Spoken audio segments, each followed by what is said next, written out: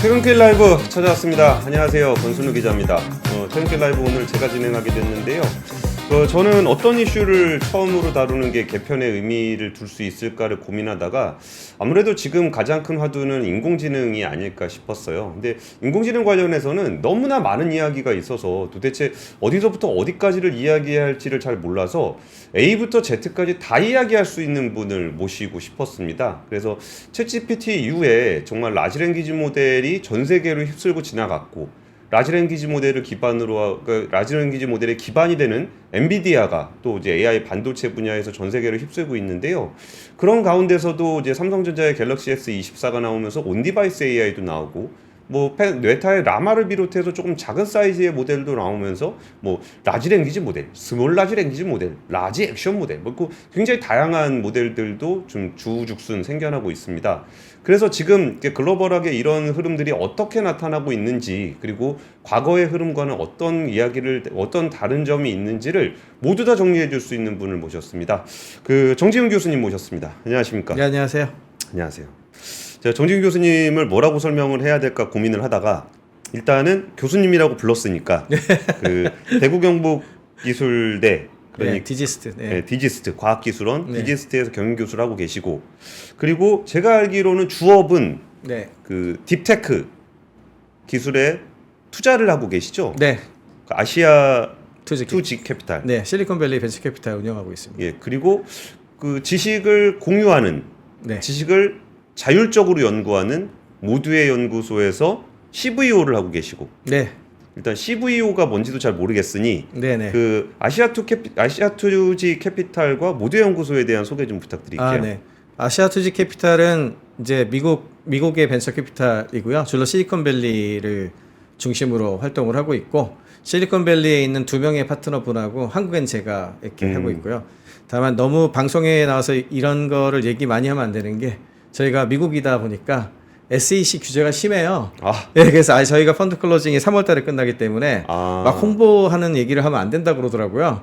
물론이죠. 네, 그래서 그냥 투자하는 회사나 이런 것들은 말씀 못 드릴 것 같고, 그렇지만 한국 포함해가지고 아시아 쪽에 좋은 스타트업들을 발굴해서 미국 시장에 투자해서 이렇게 키우는 그런 벤처 캐피탈 운영하고 있는 게 아시아투지 캐피탈의 역할이고요. 그럼 지금 우후죽순 생겨나고 있는 수많은 업체들이 다 대상이 되는 거죠? 투자 대상이? 예, 검토 대상은 되죠.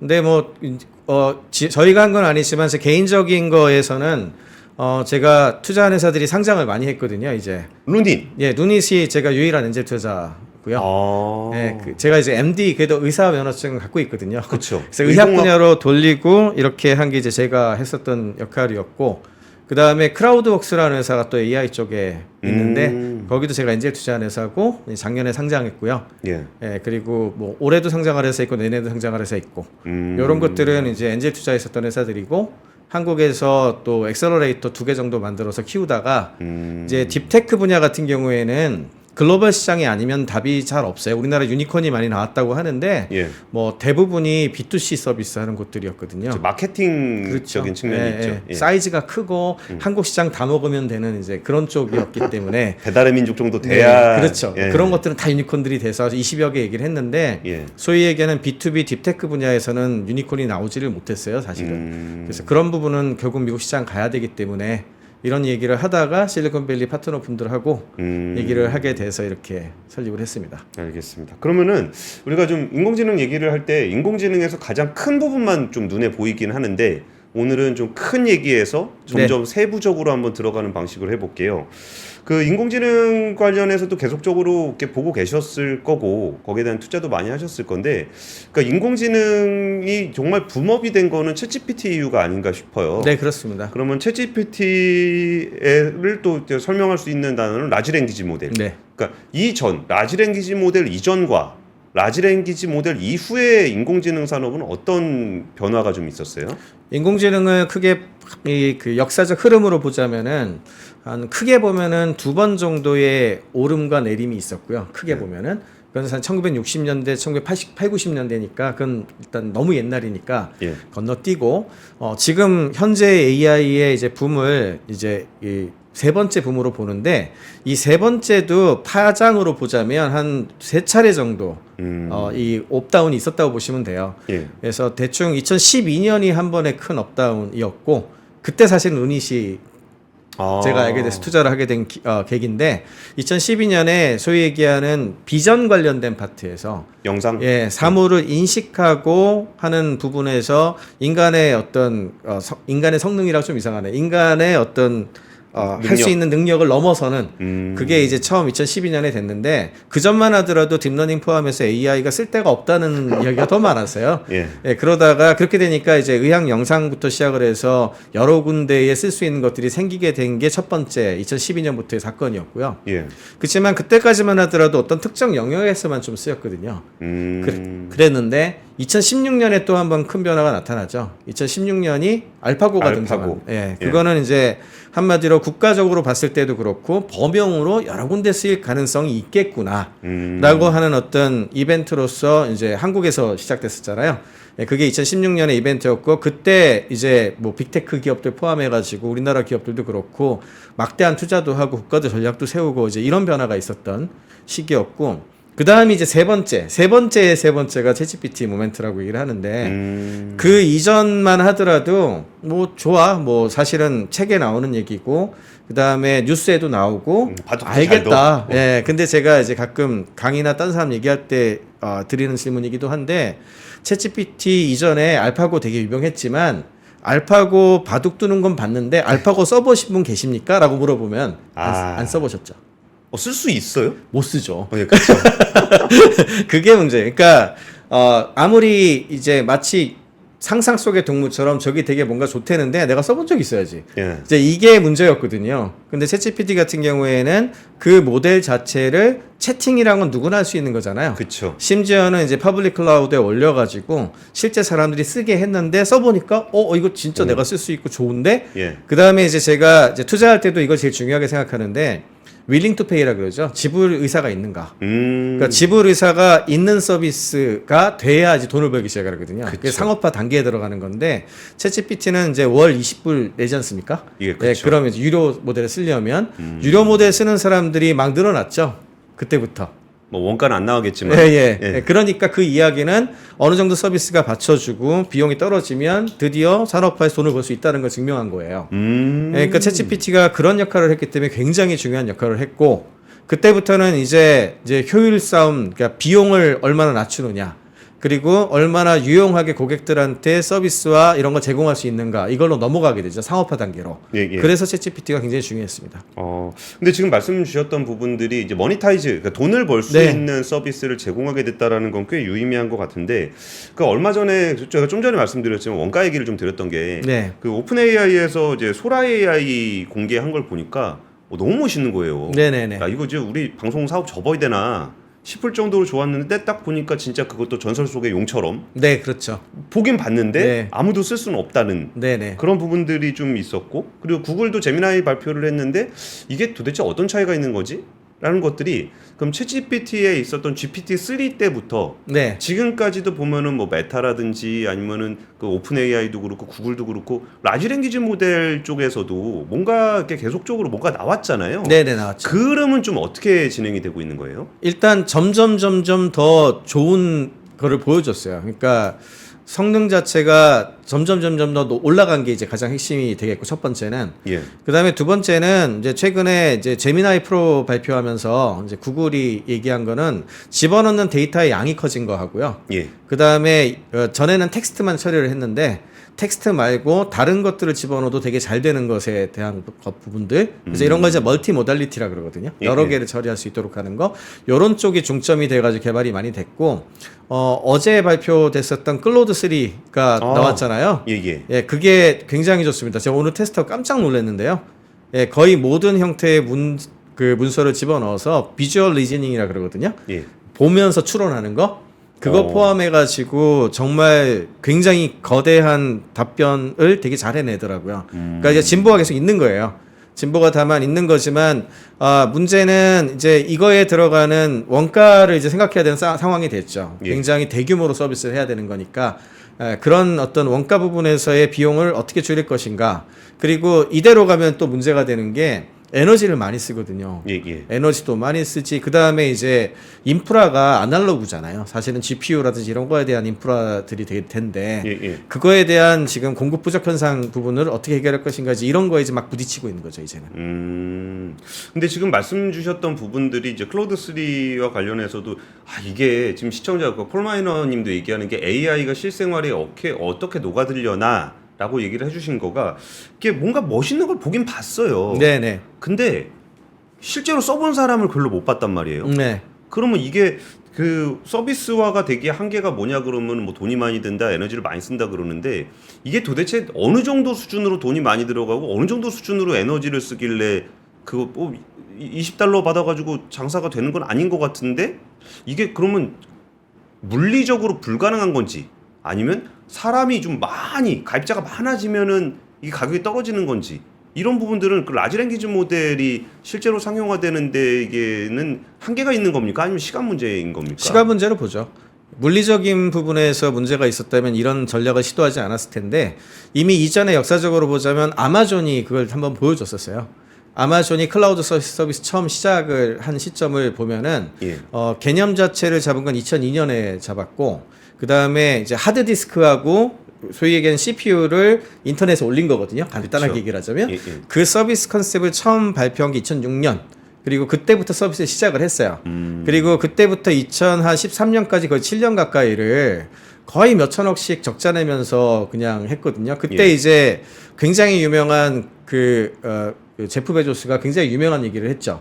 결국에는 이제 우리의 반도체하고 이게 들어가는 비용은 계속해서 떨어지고, 예. 그리고 이제 서비스 피는 뭐든 붙여갖고 조금씩이나마 비슷하지만 이렇게 올라가니까 지금은 이렇게 적자가 나지만 예. 나중엔 이게 크로스가 된 때부터 우리가 마켓을 장악하고 있으면 그때부터는 우리가 엄청난 돈을 벌 수 있다. 이 이론이었는데 월스트리트 같은 데에서 지난 그 초기 한 3년만 하더라도 다들 이게 갈아야 된다. 오너가 아니었으면 잘렸어요. 그 제가 보통 얘기하지 만약에 월급 사장님이었어. 근데 그런 걸 했다가 거의 매년 한 5천억 이상 적자를 냈었거든요. 그럼 잘렸을 텐데 이분이 그렇게 뚝심 있게 밀어붙인 결과 2013년 되면 그때부터 드디어 턴어라운드 하기 시작을 해가지고요.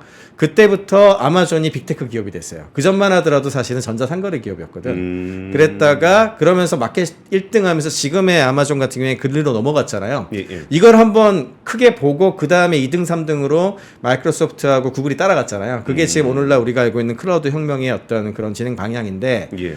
과거에 이제 모바일이나 인터넷 때하고는 다르게 클라우드 때의 그 교훈을 지금 AI 쪽 같은 경우에는 따라가고 있는 것 같아요. 그러니까 지금 일단 마켓을 장악을 어느 정도 하고 사람들을 이제 인게이지를 시켜가지고 예. 여기에다가 이제 비용을 줄일 수 있는 이제 반도체 공급도 그렇고 저전력 계속 나올 거거든요. 이제 그런 부분들에 대한 것들을 제공을 해서 결국에는 이제 시장을 장악하면 되지 않을까라고 하는 생각을 가지고서 마켓이 진행이 되고 있는 거죠. 근데 지금 단계에서 그러니까 지금 정도의 기술 수준이라든지 반도체라든지 이거 가지고는 그 수익을 내기는 어렵죠. 아직은 만만치는 않은 것 같긴 해요. 예, 그렇지만 이미 어느 정도는 좀 숫자가 좀 나오고 있는 것들도 좀 있어요. 그러니까 유료화를 하기 때문에 이게 가능한 건데 예. 옛날에 무료로 했으면 그게 안 나올 텐데요. 예, 예. 지금은 이제 LLM으로 가가지고 이제 처리를 하다 보니까 새로운 단위들이 좀 나오고 있는데 이제 대표적인 게 TPS라는 단어가 있습니다. TPS? 예, 그게 토큰 퍼 세컨드거든요. 토큰 퍼 세컨드. 예, 초당 몇 토큰 처리하나. 예, 그러니까 예. 옛날 같았으면 이제 반도체 할 때 톱스니 플롭스니 이런 얘기를 했을 거예요. 예, 예. 예, 그런 걸 했는데 지금은 초당 몇 토큰 처리하느라 하는데 예를 들어 1000 TPS를 처리하는데 원가가 얼마나 들어간다. 예. 이제 그걸 이제 보통 그냥 자기네가 직접 서비스를 안 하고 클라우드 서비스 업체에다가 하게 되거든요. 예, 예. 그러면 예를 들어 한 달에 1000 TPS 하는 걸 1000 유저가 쓴다고 했을 때 뭐 예를 들어서 뭐 100만 원이 들어, 500만 원이 들어 이럴 거 아닙니까? 예, 예. 그럼 월 얼마를 하게 되면 이 원가를 내줄지가 나오죠. 그럼 여기에다가 플러스를 해가지고 우리를 얼마 더 붙일지 계산이 나오잖아요. 그 계산들이 지금 나와요. 예, 그러니까 이제 유료화 모델하고 유료 부분을 어떻게 하느냐에 따라 달라질 수가 있는데 예를 들자면 어제 나온 클로드 3가 두 가지 면에서 되게 이슈가 됐는데 예. 클로드 3가 이제 엔트로픽이라는 회사 예. 사실은 이거 얘기하면은 라지 랭귀지 모델 얘기하면은 오픈 AI의 챗GPT하고 그 다음에 구글의 제미나이 이 두 개만 되게 유명하잖아요. 그렇죠. 근데 이제 엔스로픽이라는 회사가 오픈AI 출신들이 나와서 만든 회사인데 이 회사가 기술력이 정말 좋은 회사거든요. 몇 조 원 투자를 받은 회사이기도 하고 여기에 이 클로드 모델을 내놓으면서 어떤 얘기가 나왔냐 하면은 이게 성능이 굉장히 좋거든요, 지금.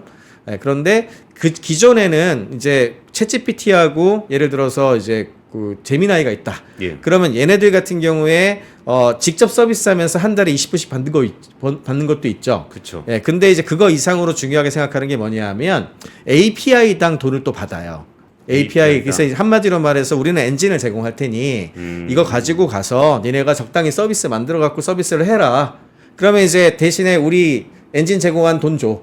그렇죠. 예, 그래서 그 돈을 받는 거예요. 그러면 이제 얘네들이 그 위에 서비스를 만들어가지고 각자의 서비스를 이제 제공하게 되는데 지금은 이 직접 사는 서비스의 마켓이 더 클 것 같이 보이지만 예. 실제로는 그 엔진을 이용한 생태계 전체 크기가 더 커질 거로 생각을 하고 있거든요, 지금.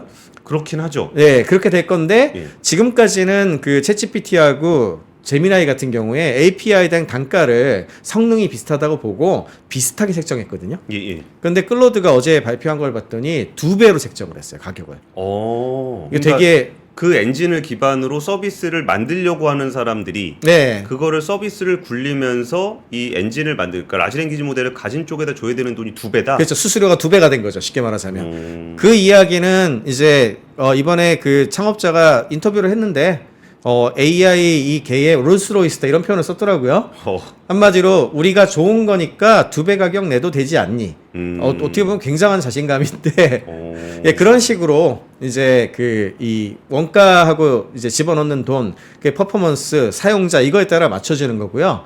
또 한 가지는 이제 마이크로소프트 같은 경우에 최근에 그 파이낸스 모델을 발표를 했거든요. 예, 예. 그러니까 그 파이낸스 프리뷰가 나왔고 그다음에 그 앞에 세일즈 그리고 세일즈 하는 사람들이 쓸 수 있는 거, 예. 그리고 서비스 하는 사람들이 쓸 수 있는 거, 그러면서 한 개당 월 20불, 30불씩 가격을 다 붙였어요. 그러니까 이제 그런 그 막 커스터머 세그먼트라 그러죠. 예, 예. 고객을 딱 잘라갖고 잘 쓸 수 있는 유료화를 만들어 제공을 하는 거죠. 다만 지금 바깥에서 크게 보기로는 엔진 싸움으로들 보이죠. 아직 다들 엔진 만들고 있는데 그러니까. 이 엔진이 좋다, 저 엔진이 좋다, 뭐 이러고 있는데 돈을 내고 쓸 커스터머는 결국 딱 맞는 이 제품이 나왔을 때 돈을 내거든요. 그렇죠. 택시가 와야 이제 이게 좋은 내가 택시를 타야 돈을 내는데 그렇죠. 엔진만 있으면 제가 아직 돈을 낼 이유가 없으니까 이런 시장이 좀 잘 안 보이는 것 같기도 하고. 네. 그럼 여기서 결국은 이제 원가를 낮추기 위한 측면은 그 엔진을 만드는 그 기계인데 네네네. 하드웨어. 하드웨어 얘기로 잠깐 넘어갔다가 네네네. 제가 오픈 AI라든지 아니면 좀 스몰 모델 쪽도 한번 얘기를 나눠 볼게요. 네네. 근데 지금 엔비디아 주가가 이렇게 하늘 높이 치솟았던 거는 이 모든 모델 이게 뭐 제미나이가 됐든 오픈 AI가 됐든 아니면은 클로드가 됐든 결국은 다 엔비디아 GPU를 쓰고 있는 거잖아요. 그렇죠. 그러면은 이제 많은 분들이 좀 아실 테지만 그 엔비디아 GPU가 가지고 있는 강점은 뭡니까? 이렇게 강력한 그 장악력을 갖고 있는 강점. 일단 처음에 트레이닝을 할 때만 하더라도 데이터를 갖고 학습을 시켜야 되잖아요. 예. 대다수의 이 AI 서비스를 만드는 엔지니어들이 엔비디아 GPU를 가지고서 쿠다 같은 걸 이용해서 보통 모델을 만들었었어요. 예. 그러다 보니까 이제 이거에 익숙했던 것이 초기에 제일 중요한 포인트가 됐었고요. 그리고 나서는 이제 사실은 지금은 이제 제가 그래프를 하나 보여드릴 텐데요. 지금은 이제 비용 구조로 갔을 때 예. 초기에 이거를 연구했었던 사람들 같은 경우에는 이 학습하는 데 들어가는 비용이 엄청 크거든요. 그렇죠. 데이터를 너도 나도 우리 거 만들겠다고 해서 만들어서 막 공급하고 학습을 해야 되니까 엔비디아 GPU를 사가지고 트레이닝을 했어요. 예, 예. 그런데 이제 시간이 지나고 보니 챗GPT라든지 이런 것들 나오니까 우리가 만들기보다 갖다 쓰는 게 낫겠네 이런 생각을 하기 시작을 하죠. 예. 그러면서 그럼에도 불구하고 초기에는 트레이닝이 비용이 들어가요. 왜냐하면 파인 튜닝이라고 해서 자기네 데이터도 좀 넣고 좀 이렇게 좀 예쁘게 만들어야 되지. 자동차를 사게 되면 튜닝도 좀 해야 되지 않습니까? 예. 예, 이런 것들도 하고 뭐 이렇게 하기 때문에 초기 돈이 들어가. 이게 빨간색이 초기 돈이거든요. 이게 옥토라는 회사에서 이제 시뮬레이션을 한 건데 서비스를 만들 때 예. 그럼 초기에는 이렇게 빨간색 트레이닝이 이렇게 많이 들어가는 거죠. 이렇게. 그랬는데 이게 사실은 데이터를 계속 업데이트할 필요도 없고 한 좀 업그레이드 버전은 석 달에 한 번, 1년에 한 번 이렇게 해도 되잖아요. 예, 예. 그러면 이게 이제 기하급수로 줄어요, 여기가. 여기가 줄고요. 그러면 일단 이게 이제 서비스 모델이 올라갔어. 예. 그러면 이제 한 달에 얼마씩 받으면서 돈을 받으면 서비스를 할 거 아닙니까? 예. 그때에는 서비스당 단가가 더 중요해져요. 이걸 추론이라고 부르는데 추론 비용이 이렇게 늘어나는 거죠. 추론 비용이 이렇게 늘어나요. 근데 엔비디아 같은 경우에 어떤 게 좋았냐면 그러니까 처음에는 트레이닝 할 때는 엔진 값이 많이 들어가는 거고 네네네네. 그다음에 추론은 기름값이 더 많이 들어가는 그렇죠. 예, 예. 그거 딱 좋은 비유입니다. 예, 예. 네, 결국에는 이제 기름이 더 중요하냐, 이제 그 엔진이 더 중요하냐 그런 느낌 비슷한데 엔비디아가 이 밸런스가 잘 맞아 있어요. 양쪽을 다 양수겸장으로 쓸 수가 있는 그런 측면도 있었고 아까 초기에 처음 만드는 사람들 입장에서 익숙한 것도 있고 그래서 초기 시장을 장악을 했던 거죠. 근데 요즘 약간 변화가 좀 나타나요. 근데 쿠다 네. 같은 경우에 네네네. 쿠다라는 생태계에서 소프트웨어 하는 사람들이 만들어내고 거기에 대한 라이브러리가 막 형성이 되고 이거를 쿠다를 쓰려고 그러면 또 엔비디아 GPU를 써야 되고 하니까 네네네. 엔비디아 GPU 안 쓰면 쿠다를 안 쓰게 되면은 그 라이브러리를 하나도 못 써서 생태계를 혼자 만들어야 되니까 엔비디아를 벗어날 수 없다. 네. 라는 얘기가 좀 있었잖아요. 그건 아니죠. 예, 그건 아닌 것이 이따가도 잠깐 보여드리겠지만 새로 나오는 데이터 센터용 GPU들이 있거든요. 예, 예. 그리고 이제 각각의 서비스하는 회사들이 만드는 반도체들도 꽤 있어요. 예. 이런 것들 같은 경우에 약간의 그 마이그레이션이라 그러는데 만들어져 있는 걸 갖고 와서 쓰지 않습니까? 이제는 거의. 예, 예. 만약에 우리가 엔진을 만들어야 되면 엔비디아 거 안 만들면 그동안 해놓은 게 별로 없으니까 만들기가 되게 어려운데 예, 예. 만들어 놓은 것 갖다 쓰는 경우에는 이거를 약간의 코드를 가지고서 우리가 컴파일을 이거에 맞춰가지고 해서 서비스만 하는 거 있죠. 이 추론 쪽만 하는 거에는 그렇게까지 어려운 작업이 아니에요. 그래서 그걸 이전을 할 수가 있거든요. 예를 들어서 이제 아마존 거를 제가 잠깐 보여드릴게요. 아마존이 이제 서비스를 할 때 예를 들어 지금 같은 경우에는 직접 서비스를 이렇게 그 셋업해서 할 수도 있지만 대부분 클라우드 서비스에다 하거든요. 예, 예. 그럼 여기 보시면 6개를 제공을 해요. 지금 이제 아마존이 선택할 수 있게 해놓은 거거든요.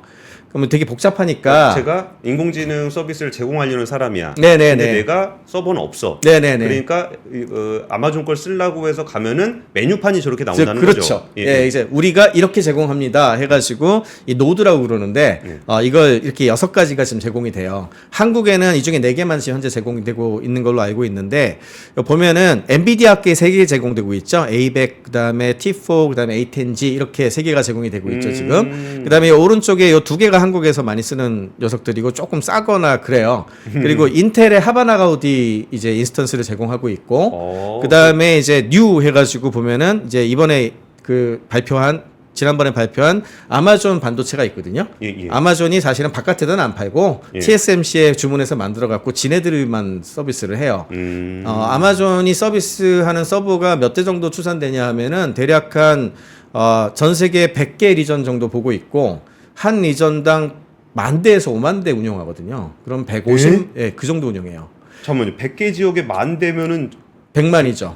100만 네네. 그래서 그 10,000대에서 50,000대까지 운영하는데 정확하게 알 수는 없지만 대략적으로 150만 대에서 250만 대 사이 정도 운영하고 있을 걸로 추정하거든요, 지금. 그러니까 그 정도를 갖고 있으니까 그냥 자기네들이 설계해서 TSMC에 맡겨가지고 받아갖고 이렇게 딱 넣어갖고 서비스를 할 수 있는 거예요. 근데 이제 그러면은 아마존 같은 경우에 아마존이 이렇게 서비스를 하라고 하고 아마존만 해도 되지 않나 생각을 할 텐데 그러면 어떻게 되냐면은 그러니까 거기 아까 포인트가 네. 결국은 두 가지인데 하나는 아마존이 있고 엔비디아가 있었을 때 네네네. 아마존 게 좋으면은 자기 거 그냥 다 하면 되지 않나라는 게 있고 네네네. 만약에 아마존 게 엔비디아 거보다 안 좋아. 네네. 그럼 고객 입장에서는 굳이 아마존 걸 쓰지 않고 엔비디아 걸 쓸 네네. 여지가 생기는 거죠. 네. 그건 일반적인 합리적인 생각이고요. 예, 예. 근데 이제 어떤 문제가 생기냐 하면은 이거 하는 사람이 CPU는 예를 들어 X86 인텔 걸 썼는데 예, 예. GPU 선택을 해야 되잖아요. 예, 예. 근데 누가 들어도 내가 개발도 하고 처음 올리려고 하는 사람이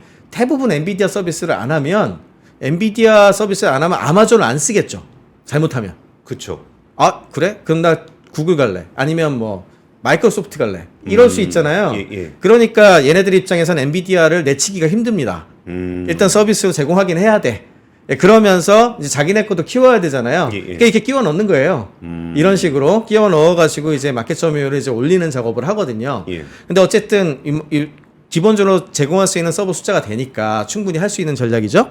근데 이게 보시면 이게 그런 식으로 해가지고 지금 현재 전 세계에 이건 22년 6월달 자료이기 때문에 지금 좀 상황이 좀 변하긴 했을 텐데 22년 6월이면 예, 1년 반, 2년 가까이 전 내용이긴 하네요. 예, 1년 반 전? 네, 예. 그 정도. 예, 이제 2년 돼 가네요. 예. 이제 2023년 데이터가 좀 나오면 좋겠는데, 이 마켓 점유율인데요. 이게 그 GPU 선택을 누구 걸 하는가. 예, 예. 그걸 보시면은 이게 재밌는 게 1, 2, 3등이 잘 아시는 것처럼 아마존이 전 세계 데이터 센터 30%쯤 점유하고 있고요. 1등이고요. 예. 그 다음에 애저가 한 10, 한 2, 3%? 이 정도일 거고, 구글이 한 90% 이 정도 됩니다. 예, 예. 얘네 셋이 한 60% 먹고 있고요. 예. 그 다음에 이제 알리바바, 알리운이라든지 오라클, 텐센트 이런 게 있는데, 오라클, 텐센트 보시면은 그냥 다 엔비디아 쓰죠. 아, 그러네요. 네, 전부 다 그냥 다 엔비디아 쓴다 이렇게 생각하시면 되고, 알리바바는 의외로 인텔 거를 좀 쓰고 있고요.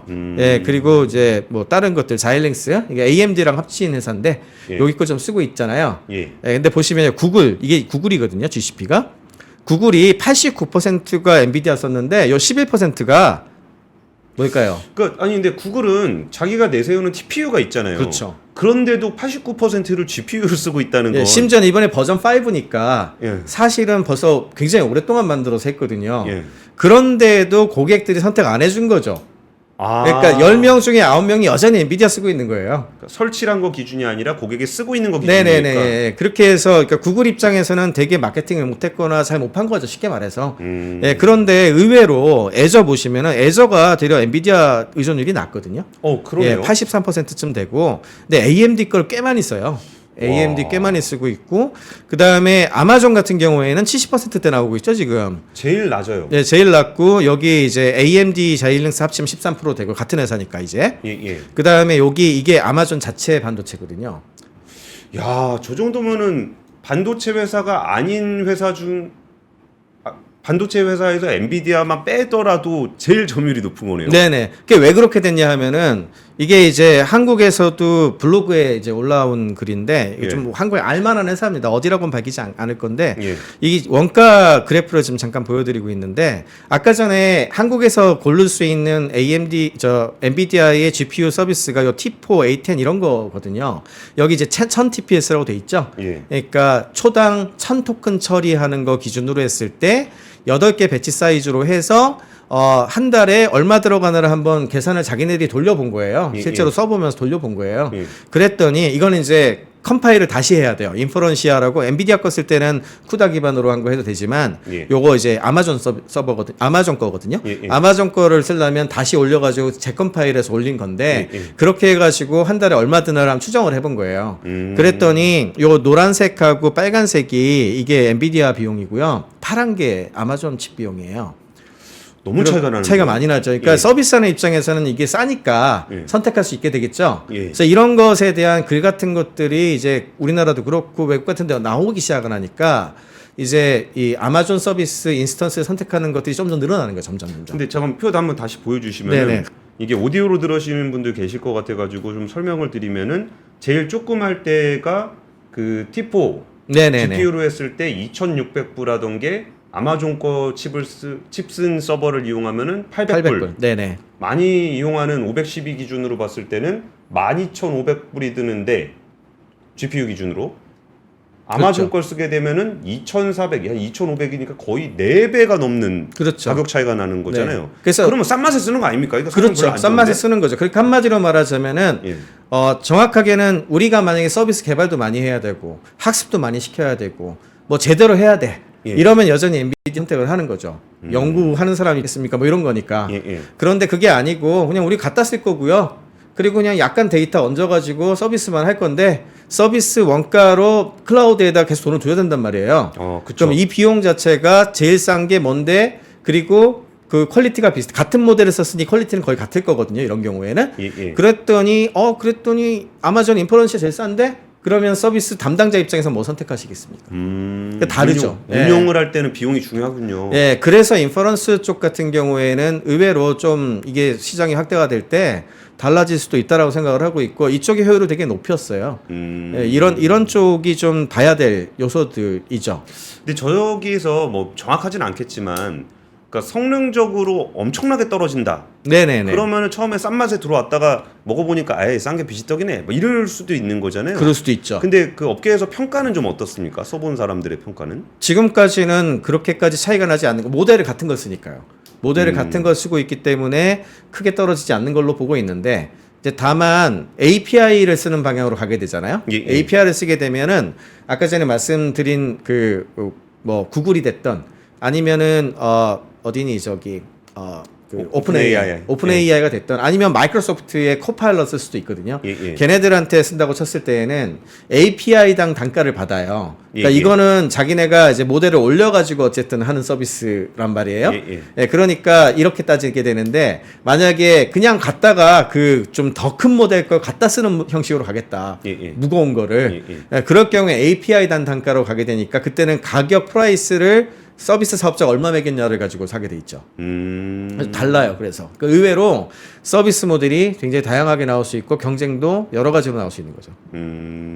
근데 그러면은 지금 여기서 아마존이 하고 있는 거는 자체수가 있는 클라우드 네네네. 서비스를 갖고 있는 회사이기 때문에 거기서 좀 더 서비스 비용을 낮출 수 있는 칩을 자체적으로 근데 저렇게 자꾸 이렇게 깔짝깔짝하게 막 경쟁하려고 덤비면 네네. 제가 젠슨왕이다. 네네. 그러면 야 니네 한번 엿먹어봐라. 네네네. 아 우리 GPU 없는데요. 뒤에 가서 줄 서세요.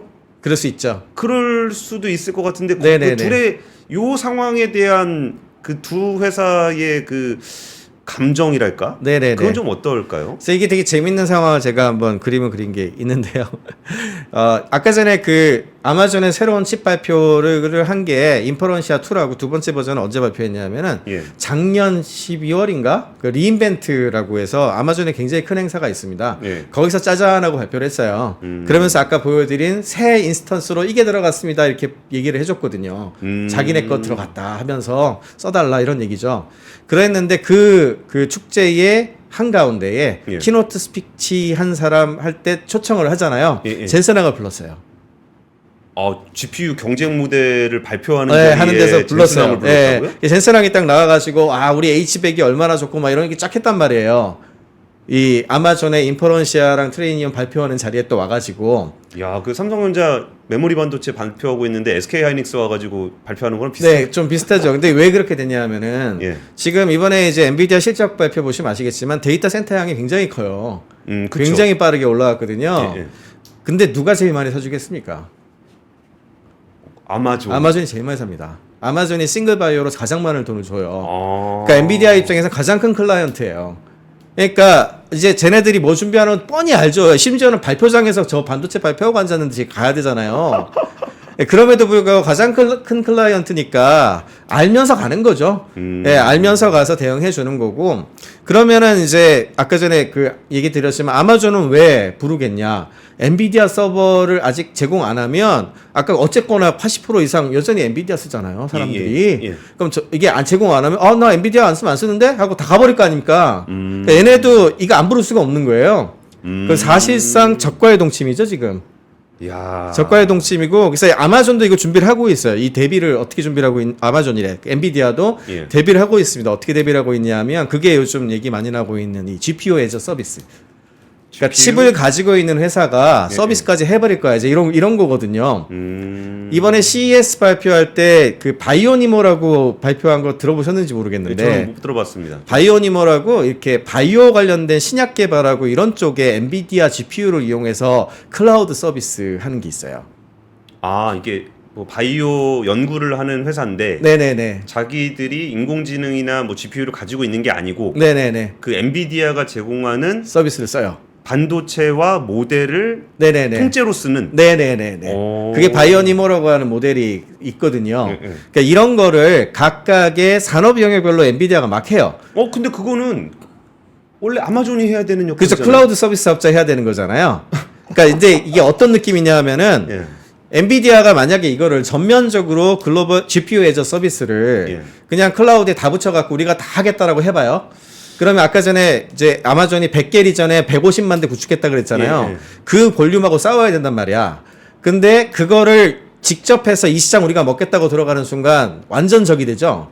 그쵸. 예, 그러니까 그거는 안 하고 죽이 되든 밥이 되든 GPU 안 써 이렇게 될 예, 수 그래서 있는 거죠. 이 산업에는 우리께 좋아요. 이건 어쨌든 특정 섹터잖아요. 그러니까 들어갈 수 있는 어떤 서비스의 어떤 부분을 하고 있는 거죠. 나머지는 우리 고객님인 아마존 거 써주시고 네네네. 바이오 정도는 저희 거 한번 써보시면 어떻겠습니까? 이런 딱 그런 느낌이죠. 예, 그런데 이제 만약에 이게 잘못 돌아가가지고 이제 드디어 마가가 드러냈어. 예를 들어 아마존의 어떤 그 이번에 인퍼런시하고 발표한 내용 보면은 예. 작게 써 있는데요. 예. 어떤 내용이 있냐면은 나중에 판매할 수 있다고 해놨어요. 얘네가. 지금은 TSMC에 주문해서 예. 갖고 와서 자기네 서비스에 그냥 보강으로 쓰고 있지만 예, 예. 나중에 팔 수도 있다. 그거 딴 데다가. 그걸 오. 써놨단 말이에요. 예를 들어서 뭐 애저라든지 그런 데다가 예를 들어서. 알리윤이라든지 이런 데도 팔 수 있다고요? 예, 그렇게 진짜 써놨어. 반도체 회사가 되는 거예요? 그럼? 네, 그렇게 될 수도 있는 거죠. 근데 얘네가 그거를 안 하고 있어요, 아직은. 왜냐하면 그걸 하는 순간 또 마찬가지로 엔비디아가 완전히 돌아설 가능성이 높죠, 이제는. 예, 예. 예, 그래서 그걸 안 하고 있는 거거든요, 사실은. 오. 이제 이런 어떤 부분이 있고, 그러다 보니까 GPU 애저 서비스라고 칩을 갖고 있는 회사가 이런 서비스를 하는 시장이 점점 커집니다. 그래서 이번에 혹시 그록이라는 회사 아실지 모르겠는데, 그러기면은 그 GROQ. 예. 일론 머스크의 그록 말고. 예, 그 그록 말고, 예, 예. 예, 그 실리콘밸리 반도체 회사인데, 예. 라지 랭귀지 모델을 굉장히 빠르게 서비스할 수 있다 그래가지고 난리가 났었던 회사가 하나 있어요. 예, 예. 그 반도체 회사가 반도체를 팔아도 되겠지만, 최근에 데피니티브 인텔리전스라고 하는 클라우드 기반의 AI 하는 회사를 인수를 했거든요. 그리고 무슨 얘기를 했냐면, 그록 클라우드라고 하는 서비스의 대표로 앉혔어요. 그 이야기는 뭐냐면, 반도체를 제공하면서 서비스를 같이 하겠다는 얘기예요. 예, 예. 이제 그렇게 되면은, 예, 마찬가지로 이번엔 반도체 회사가 서비스 회사에 들어가서 이게 사이즈가 커질 수가 있는데 이 그래프를 보시면 아시겠지만 이런 서비스를 GPU 애저 서비스로 부르는데 예. GPU 애저 서비스 시장이 연평균 30% 성장할 걸로 봐요, 지금. 예, 예. 그러니까 이걸 가져가는 것도 어마어마한 큰 시장이거든요. 그리고 또 한 가지 또 되게 재밌는 게 이런 상황이 진행이 되면서 최근에 이제 젠센항이 전 세계 돌아다니면서요. 예, 예. 서버린 AI 필요하다 이런 얘기하고 다니는 거 아시죠? 그 아랍에미리트 가서 네. 발표했던 게 좀 유명했던 것 같아요. 네, 그거 유명하잖아요. 소버린 AI는 국가별로 국가 AI. 예. 모델이 필요하다. 네네네. 그러니까 지금 제일 큰 모델 뭐 챗GPT 해가지고 번역하면 되는 거 아니냐 이런 게 아니라 국가별로, 그러니까 우리나라로 따지면 하이퍼크로버 같은 네네, 맞습니다. 한국어 서비스를 기반으로 해서 한국어를 중심으로 학습시켰던 AI 모델. 네, 맞습니다. 예, 예. 그거를 자꾸 얘기하는 것도 잘 보시면은 만약에 저 글로벌 3개 사업자 지금 다 하고 있는 거잖아요. 이제 이렇게 되면은.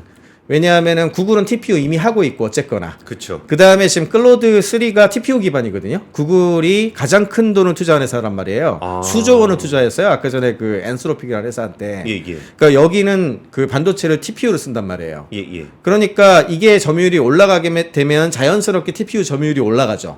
그렇죠. 예, 그러니까 이제 구글은 이미 하고 있다고 보면 되고 아마존도 하고 있는데 그러면 3대 그 데이터 센터 그러니까 클라우드 사업자 중에 하나 남았죠. 애저. 마이크로소프트 하나 남았잖아요. 예, 예. 근데 아까 전에 점유율 보시면 아시겠지만 마이크로소프트가 이미 그 전부터 엔비디아에 독점되는 걸 싫어했단 말이에요. 그러니까 AMD나 딴 것 갖고 이렇게 밸런스를 좀 맞췄는데 이 라이벌 애들이 좀 약간 시원찮은 거죠. 약간 느낌이. 예, 시원찮고 그러니까 독자 개발하겠다고 나섰죠. 그렇죠. 예, 그게 코발트라든지 마이아. 이제 이런 거고, 예. 예, 그리고 그 마이아하고 코발트를 이번에 인텔이 파운드리 발표를 지지난주인가 했잖아요. 예, 예. 거기 가가지고 이제 최첨단 1.4나노 공장이었나? 예, 2나노 공장이었나? 1.8. 1.8이었나요? 예, 예. 1.8에다가 이제 발주를 갖다가 마이크로소프트가 준다는 발표가 났잖아요. 그쵸. 그게 마이크로소프트도 뒷짐지고 앉아있지 않겠다. 그럼 마이크로소프트 넘어가기 전에 네. 지금 구도를 잠깐 정리를 하면은 원래 반도체를 만드는 회사가 있고 네네네. 그 반도체를 받아서 데이터 센터를 만들어 갖고 서비스를 하던 아마존 같은 회사가 있었는데 네네네.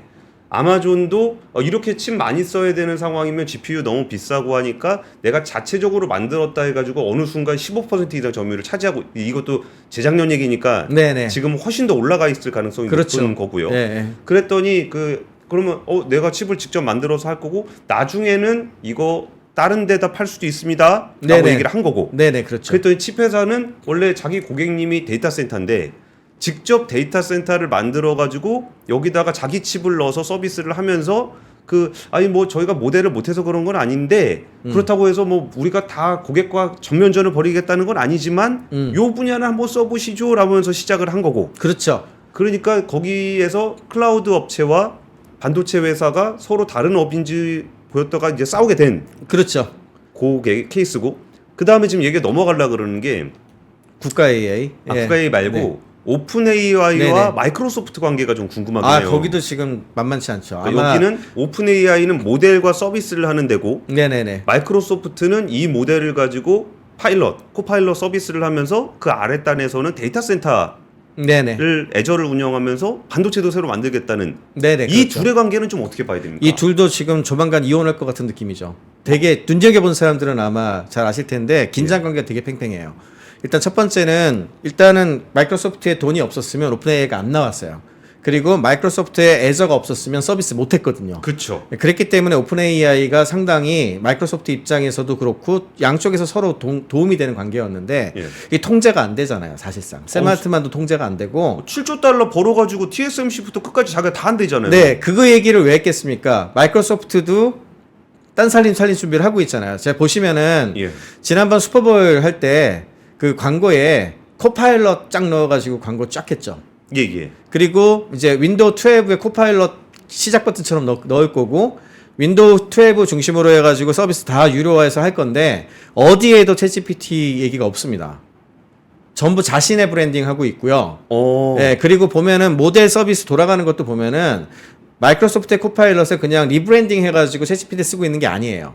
서비스 써본 사람들은 아는데 예. 그 안에 프롬프트부터 시작해서 모든 것이 독자 모델로 돌고 있어요 지금. 그러니까 기술 이전 받아가 자기 거 만들었어 이미. 그리고 그 서비스 하고 있고 거기에 오피스 365 붙이는 작업해서 파이낸스니 뭐 세일즈니 이런 거 만들어가지고 서비스 런칭하고 있는 거고요 지금. 네, 그러고 있으니까 이제 챗GPT 오픈 AI 샘 알트만 입장에서는 쟤네가 그러고 있는 거 다 빤히 보이잖아요 이것도. 그렇죠. 예. 그러면 이제 자기네 입장에선 자기네 나름의 뭔가가 있어야 되는 상황 아닙니까? 두 가지가 없죠. 예. 돈과 클라우드 서버. 둘 다 없잖아요. 예. 그러니까 누군가가 도와줘야 될 거 아니야. 예. 그러니까 돈을 모아야죠. 오일머니. 예, 오일머니 와야 되는데 문제는 이제 미국 정부가 보기에 마땅치 않죠. 오일머니가 들어오면은 미국 정부는 지금 미국 정부하고 EU 같은 경우는 한편이에요, 사실상. 이제 아일랜드 더블린에 이제 인텔의 팹33 34에 그 이제 EU의 그 반도체 액트 보면은 43 빌리언인가 한 50조 가까이 아마 집어넣는 걸로 돼 있는데 예. 그 보조금 주지. 그다음에 미국에서도 다 보조금 때려 넣고 있잖아요. 예. 예, 그러면서 이제 이 미국에서 뭐 그다음에 팻 게이싱어가 인텔 그 CEO가 예. 진짜 맨날 미국 국기 뒤에다 놓고서 이제 사실은 우리 입장에서는 이번에 메타가 와가지고 TSMC에 의존하고 있는데 예, 삼성에다도 좀 해야 되고 이런 얘기하고 갔지만 예. 유럽하고 미국 입장에서 보면은 다 극동아시아거든요. 대만, 한국. 한국, 그러니까 여기다가 의존하고 있는 게 맞나라는 생각을 하고 여기서 이렇게 하고 있잖아요. 예. 그런데 이제 아까 샘 알트만이 어쨌거나 마이크로소프트 같은 경우에도 인텔한테 맡겼잖아요. 그렇죠. 그랬는데 그 샘 알트만이 중동머니 갖고 오고 TSMC 운영 갖고 와서 요런 얘기를 하고 있죠 지금. 진영이 다르네요. 예, 조금 좀 묘하죠 이게. 그러니까 마이크로소프트, 인텔 그 뒤에 지나로몬드. 네네네. 거기 지원금 넣어주는 네네, 요 그렇죠. 세력이 있는데 샘 알트만은 TSMC의 중동돈의 자기 모델. 네네네. 진영이 또 다르네요. 그렇게 보니까. 그렇죠. 그리고 거기에 이제 엔비디아도 이제 끼어가지고 생각을 잘 해보면은 엔비디아가 왜 국가 이 서버렌 AI를 가서 열심히 얘기를 하고 있느냐. 만약에 아까 그 세계 데이터 클라우드 서비스 프로바이더가 각자 거 다 만들어 자기네 서비스를 한다고 쳐봐요. 예. 그렇게 할 가능성이 높다고 봐요. 왜냐하면 지금 엔비디아 수익률이 되게 높잖아요. 예. 80% 이상 왜 나겠습니까? 비싸게 파니까. 예. 한마디로 자기네들이 만들어가지고 비슷한 거 서비스하게 되면 가게네들한테 지불할 돈의 상당수를 아낄 수 있죠. 그렇죠. 그렇게 되면은 서비스 비용을 낮춰도 되죠. 아까 말씀하신 그 이 정도로 비싼 게 그 적자로 하는 게 가능합니까? 뭐 그 예. 얘기가 이걸 낮추게 되면 가능해질 거란 말이에요. 그럼 당연히 가겠죠. 안 갈 리가 없잖아요. 예. 갈 건데 그러면 엔비디아 입장에서는 이걸 다 놓치면 큰일 나지 않습니까? 예. 그러면은 이제 쟤네들하고 관계없이 국가별로 다 뭔가 니네 이 언어에 뭐 이 문화에 우리가 지원을 해줄 테니 만들어라. 우리가 다 지원해주겠다. 그리고 국가별로 예산 셋업해가지고 이제 미국처럼 저렇게 안 해도 되니까 만들어 달라. 이렇게 해야지 좀 자기네들도 뒤에 또 아까 GPU 애저 서비스도 하고 이러면서 이제 뭘 할 거 아닙니까? 이게 지금 되게 머리 많이 굴려가지고 다들 진짜 고차원 방정식으로 싸우고 있는 거예요. 그럼 이 와중에 조금 이게 뭐 플레이어라 그러면은 퓨어 칩, 네네. 뭐 AMD 같은 경우는 자기가 칩을 만들었는데 거기 세레모니를 같이 해준 거는 마이크로소프트였었잖아요. 네네, 그렇죠. 이거 우리가 애저에다 써줄 거예요. 네네네. 라고 얘기를 해서 AMD 주가도 되게 많이 올라가고 했는데 이렇게 보면은 그렇게 그 퓨어한 칩 만드는 회사가 또 사실 우리가 아는 이름만 AMD로 있겠지만 네네. 거기에 뭐 세라브라스라든지 뭐 다양한 AI 그 칩을 만들려는 회사들이 좀 있잖아요. 그렇죠. 그런 회사들의 포지션은 좀 어떻게 돼야 되는 거예요? 일단 예를 들어 브로드컴 같은 경우에는 예. 브로드컴이 생각보다 되게 잘하는 회사인데 브로드컴은 IP를 많이 가지고 있거든요. 그래서 구글의 TPU 관련된 쪽에 IP 라이센스가 많이 돼 있어요. 그래서 구글이 TPU가 커지면은 예. 자연스럽게 브로드컴도 많이 올라가는 그런 구조를 가지고 있고 AMD 같은 경우에는 어쨌거나 이제 캐스팅 보트가 좀 있잖아요. 어떤 부분? 그러니까 예를 들어서 엔비디아만 의존하고 있는데 예. 자기네가 만든 반도체가 잘 안 돌 수도 있죠. 어디가요? 그러니까 엔비디아 걸 지금 쓰고 있는데 예, 예. 이제 자기네 반도체를 예를 들어 투입을 했어. 예. 근데 잘 안 돼. 사람들 선택도 잘 안 해줘. 예, 예. 그러면은 이제 뭔가 제3의 선택지가 좀 있어야 되잖아요. 보험 같이. 근데 AMD는 약간 여기저기에 이렇게 낄 수 있는 그런 포지션이 좀 돼 있죠. 그러니까 그 중간 언저리에 그래서 마이크로소프트 같은 경우에는 AMD에다가 꽤 많이 넣어놨단 말이에요. AMD를. 그쵸. 이게 사실은 다들 3대 그 클라우드 서비스 중에 하나 선택을 할 테니까 얘네가 그걸 메뉴판에 넣어주느냐 안 넣어주느냐가 되게 큰데 아까 제가 잠깐 보여드렸지만 구글은 엔비디아하고 TPU로 땡이죠. 그쵸. 왜 땡이냐? AMD를 안 넣어놨거든. 그러네요. 예, 그래서 땡이에요. 근데 아까 전에 그 마이크로소프트 같은 경우에는 거의 10한4% 되잖아요. 예, 예. 왜? 마이크로소프트가 AMD 넣어주고 있거든. 그러니까 약간 보험적인 특징도 있고 기술에 대한 부분도 있고 협력 가능한 부분도 좀 있겠죠. 예, 그래서 이제 그런 부분에서 AMD 포지셔닝이 좀 되죠. 근데 이렇게 사이즈 큰 회사들이 막 움직이니까 그 뭐 제가 아까 세레브러스를 말씀을 드리긴 했지만 이게 엔비디아 GPU가 가지고 있는 그 방식과 네. 좀 다른 방식으로 좀 더 성능 좋은 반도체를 만들어 보겠다라는 기업들도 좀 있잖아요. 네네네. 뭐 사실 이렇게 여기 우리나라에도 AI 스타트업들 뭐 리벨리언이라든지 네. 피리오사라든지 사피온이라든지 뭐 하이퍼엑셀이라든지 이런 회사들도 있고 한데 네네. 그럼 저렇게 큰 막 등치 큰 데이터 센터 가지고 있는 네. 사실상의 고객님이 직접 만들라 그러고 고객님의 최대 그 매출을 엔비디아 최대 매출을 해주고 있는데 그 GPU랑 또 싸우고 있고 그러면은 이 판에서는 뭔가 새로운 혁신가가 나오기엔 좀 어려운 상황인가요? 아니 물론 이제 범용에선 그럴 수 있어요. 그런데 아까 말씀드린 대로 결국에는 산업별로 굉장히 특화된 서비스를 잘 제공하는 형태의 AI로 고도화될 거라고 보거든요. 좀 지나면은. 예. 그러니까 누닉 같은 경우가 딱 그런 식으로 포지셔닝이 잘했던 회사예요. 초기에 범용으로 커머스 쪽 하려고 했었다가 예. 의료 데이터 같은 경우에 가장 이 데이터 해자라 그러는데 그게 예. 되게 높으니까 거기에 진입할 수 있었던 구도를 만들어서 성공했던 케이스거든요. 아. 그와 비슷하게 앞으로 지금은 이게 범용으로 보이지만 각각 산업별로 굉장히 큰 기회가 있을 거예요. 그런 부분에서 자기네들이 1등할 수 있는 근데 글로벌 1등 해야 됩니다. 해당 분야에서. 그거를 포지셔닝을 딱 해서 들어가는 기업들이라면 성공할 수 있고 제가 이 부분은 좀 말씀드리기가 되게 조심스러운 게 아까 말씀하신 회사 중에 한 군데가 저희 포트폴리오 중에 하나예요. 투자하는 회사 중에 하나라서 잘못하면 또 예. 저럴까봐 말씀은 잘 못 드리겠는데 여튼간에 그런 기업들에게도 이제 잘 산업하고 고객들을 잘 만나고 이제 파트너들을 잘 셋업을 하면 기회가 있다. 기회가 있다. 이 정도로 그냥 일단은 그러면은 얘기할게요. 이거를 저렇게 넘어가 볼게요.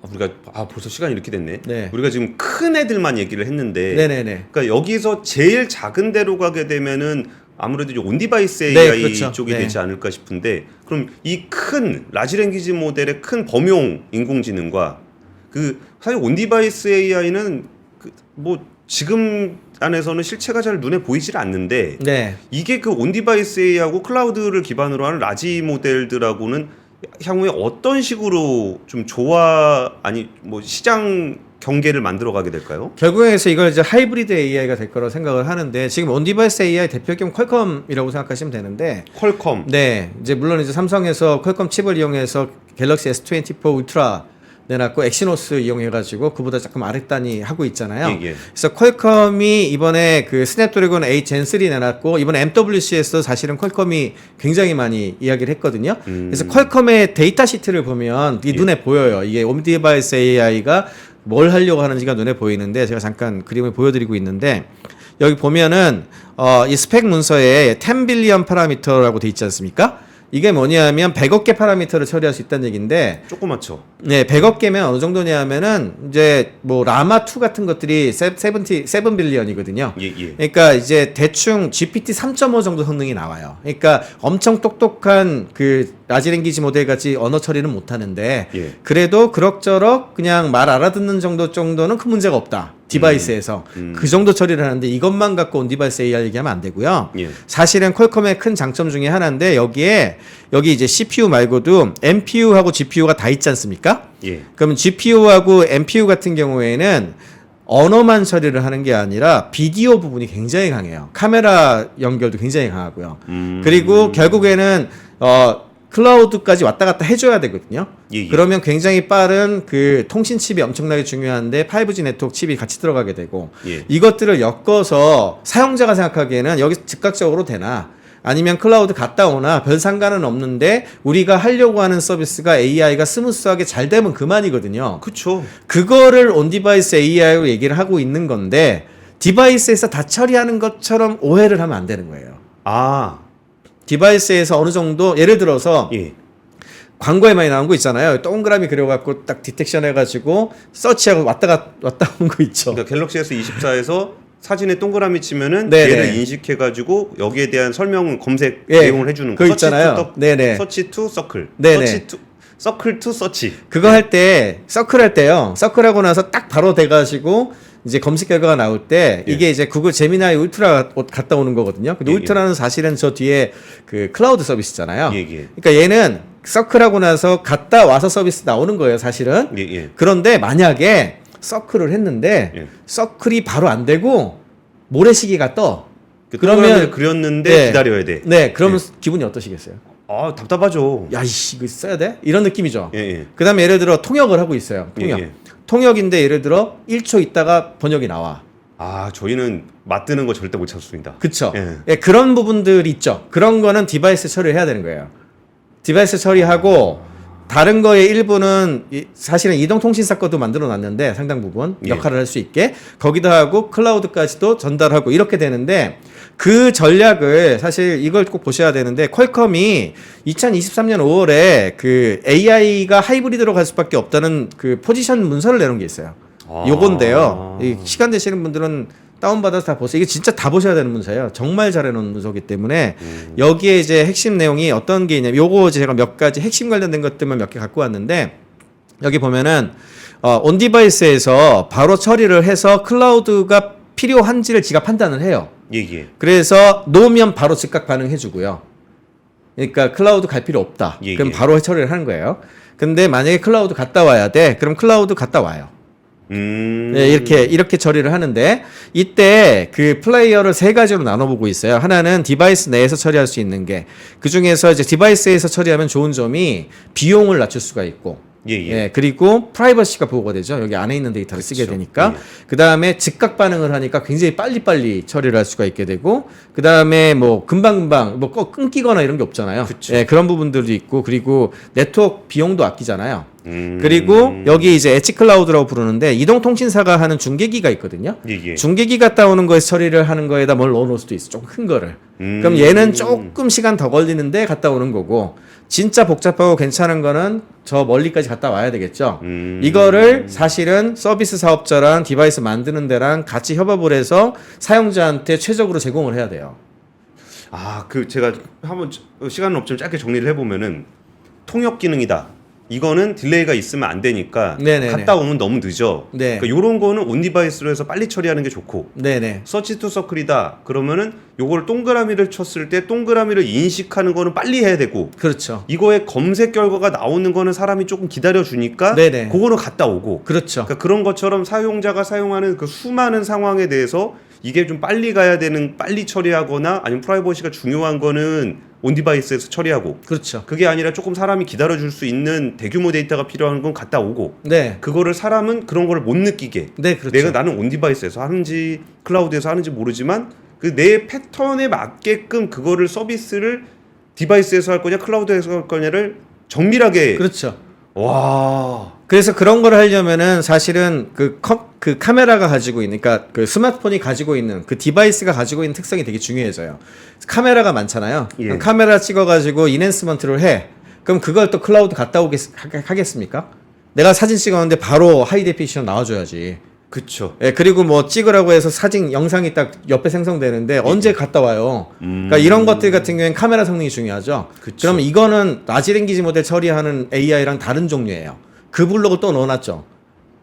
온 디바이스. 퀄컴에서? 예, 그런 걸 넣어놨죠. 퀄컴에다가. 그러니까 이런 거를 종합적으로 서비스할 수 있도록 한 거고, 그러다 보니까 갤럭시 S24도 같은 경우에도 자체가 다 했으면 좋겠지만 어쩔 수 없이 구글하고 같이 할 수밖에 없었던 게 그 부분에 대한 뒤의 서비스를 구글이 맡아주는 거잖아요. 그러니까 삼성이 아직 그 모델이 없으니까 라지 랭귀지 모델이 없으니까. 네, 그것도 그렇고 뒤에 서비스 모델도 없죠 아직. 그쵸. 그러니까 구글하고 같이 갈 수밖에 없죠. 그러니까 그런 어떤 한계가 있는 거예요. 그지만 여전히 디바이스에서 처리할 영역들도 있다. 그리고 이것 때문에 사실 애플도 앞으로 얼마든지 치고 나올 가능성이 있다고 생각해요. 그러면 이거를 결국은 정하는 거는 소비자들의 패턴을 인식하고 소비자하고의 접점에 있는 무엇인가가 그렇죠. 이 서비스는 온 디바이스에서 할 거고요. 이 서비스는 클라우드 갔다 올 거예를 정하는 누군가가 왕이 될 수도 있는 거네요. 그렇죠. 그래서 여전히 오퍼레이팅 시스템하고 이 서비스를 제공하는, 결국에는 스마트폰 같은 경우에는 오퍼레이팅 시스템이 제공하잖아요. 그렇죠. 그리고 그걸 최적화를 하고 반도체를 뭘 썼는지에 따라서 시나리오별로 제공을 하거든요. 그러니까 통신 사업자, 그리고 이 디바이스 만드는 회사, 그리고 뒤에 서비스 제공하는 회사들이 이 제품을 내놓을 때 상당 부분 협의가 된 다음에 제공이 되는 거예요. 야, 참 시간이 여기서 마무리를 해야 된다는 게 너무 아쉬운데 완전히 진짜 아사리판이네요. 그러니까 뭐 옛날처럼 우리는 이거고 저기는 저거고 이런 게 없어요. 그러니까 저 뒷단에서 라지 랭귀지 모델의 반도체 만드는 회사, 클라우드 만드는 회사가 네 영역 내 영역 없이 싸우고 있는 데다가 그럼 이 사람들이 이걸 다 먹겠구나, 우리가 뭐 할 때마다 얘네가 돈을 다 벌겠네 싶었는데 이 앞단에서는 내가 이거를 저쪽 클라우드를 이용할지 안 할지를 정하는 거는 최단단에서 사람들이 사용하는 단말기를 만드는 회사, 네네. 거기에 오퍼레이팅 시스템 만드는 회사, 그리고 단말기에 들어가는 AP를 만드는 퀄컴. 네네. 야, 그러니까 전쟁터. 아직 어떻게 진행될지 아무도 모릅니다. 그래서 섣불리 AI 시대의 주인공이 누구다는 얘기를 하기 어려운 거예요 아직도.